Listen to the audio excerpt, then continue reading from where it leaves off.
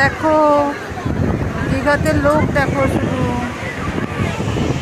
আমরা ভেবেছিলাম সাইক্লোনের জন্য হয়তো লোকজন আসবে না বা কম আসবে, হয়তো খুবই আমরাই হয়তো একা পড়ে যাব মনে হয়, খুব ভয় পাচ্ছিলাম। বাট লোক এত,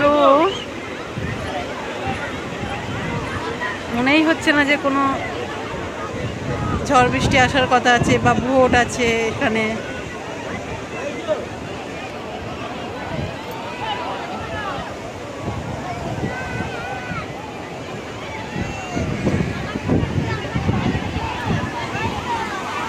দেখো প্রচুর লোকে স্নান করছে।